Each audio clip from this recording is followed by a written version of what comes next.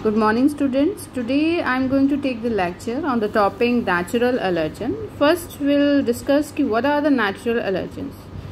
Natural allergens are the indicating agents of the allergy, and these are the substances which are capable of sensitizing the body in such a way that an unusual response occurs in a hypersensitive person.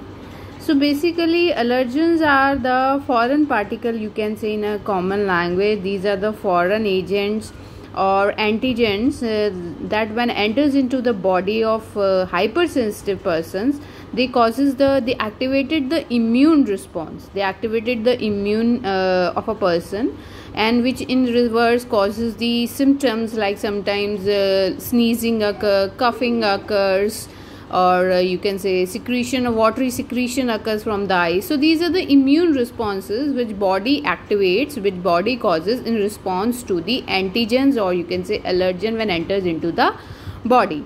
तो ये होते तो basically ये जो हमारी ये सब हो क्यों रहा है, बॉडी डिफेंस करती है प्रोटेक्शन के लिए. ये एक डिफेंस मैकेनिज्म होता है कि जैसे, और बेसिकली ये हाइपर सेंसिटिव पर्सनस के होता है, like those who are not sensitive. Sometimes हम कहते हैं कि ये तो बहुत सेंसिटिव है कि जरा सा भी धूल मिट्टी चली जाती है तो इसको मतलब स्नीजिंग होने लग जाए. So those are the sensitive agent. तो जिनका इम्यून सेंसिटिव होता है, जिसके कारण से वो इमीडिएटली जो है रिस्पॉन्स देते हैं, इमीडिएटली बॉडी जो है उसके एंटीजेंस के अगेंस्ट, एलर्जेंस के अगेंस्ट ऐसे टाइप के रिस्पॉन्सेज रिलीज करती है.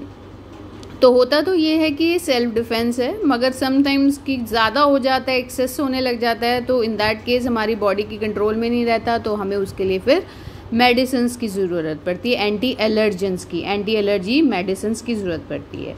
It may be of biological, chemical और सिंथेटिक ओरिजिन.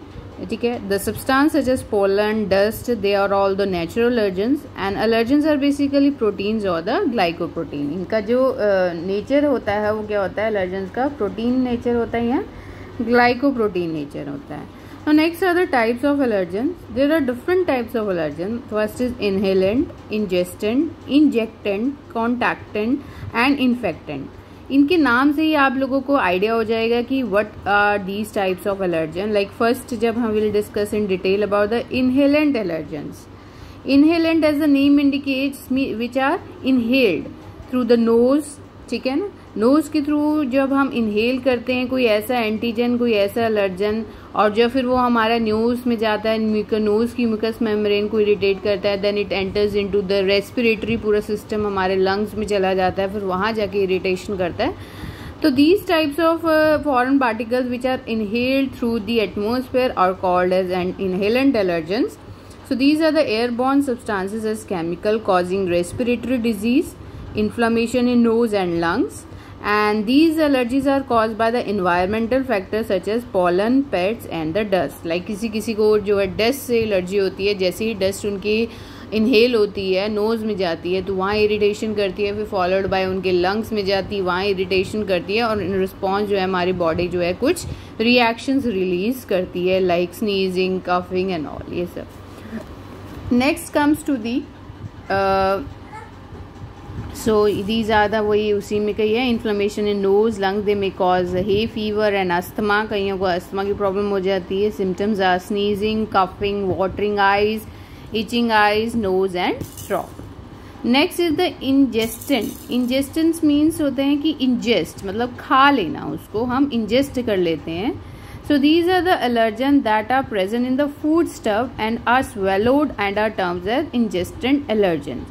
Swallowed मतलब सपोज कोई आपके फूड में ऐसा है, जैसे समटाइम्स हम कहते हैं किसी को मशरूम से एलर्जी होती है. क्या होता है, जैसे उनकी वेजिटेबल्स में मशरूम आती है एंड दे गेट इंजेस्टेड, स्वलोड, खा लेते हैं, तो उसी टाइम उनको एलर्जिक प्रॉब्लम हो जाती है, लाइक कोई इरिटेशन प्रॉब्लम हो जाएगी या ब्रीथिंग प्रॉब्लम हो जाएगी. कुछ ऐसे इम्यून रिस्पॉन्सेज रिलीज होते हैं कि जो इंडिकेट करते हैं कि the person is allergic to that substance, तो उससे हमें पता लगता है.